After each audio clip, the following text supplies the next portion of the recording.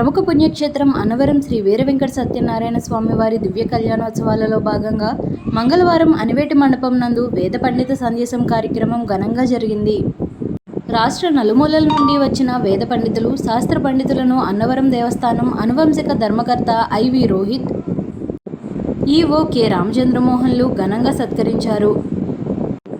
ఈ సందర్భంగా ఆలయ ప్రధాన అర్చకులు మాట్లాడుతూ, విష్ణుమూర్తికి ఎంతో ప్రీతిపాత్రమైన వేదపారాయణం వల్ల సకల జనులు సుఖ సంతోషాలతో వర్ధిల్లాలని, విష్ణుమూర్తి యొక్క అనుగ్రహం కలగాలని, ప్రజలందరిపై ఉండాలని తెలిపారు.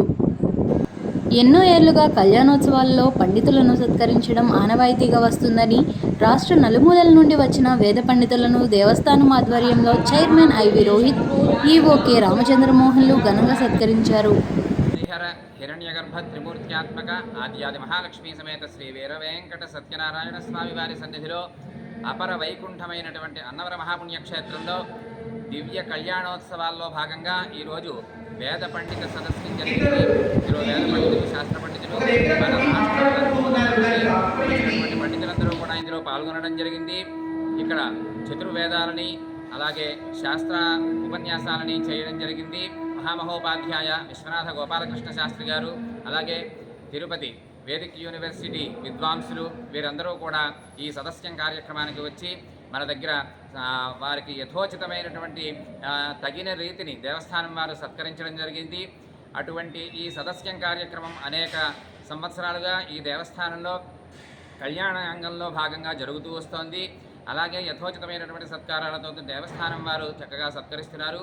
ఈ సదస్యం కార్యక్రమం యొక్క ఫలం ఏమిటి అంటే, కార్యక్రమంలో మనకి తెలిసి తెలియక ఏవో ఒక పొరపాట్లు కానీ భ్రమ ప్రమాదాలు జరిగే అవకాశాలుంటాయి.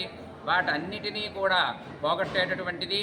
అలాగే విష్ణుమూర్తికి కూడా ప్రీతికరమైనటువంటిది ఏమిటయ్యా అంటే వేదశ్రవణం, వేదాన్ని వినడం. వేద పండితుల ద్వారా వేదాన్ని అధ్యయనం చేస్తుంటేను, వేద పారాయణ చేస్తుంటేను, వేద పఠనం చేస్తుంటేను విష్ణుమూర్తి ఆనందం పొందుతూ ఉంటాడు.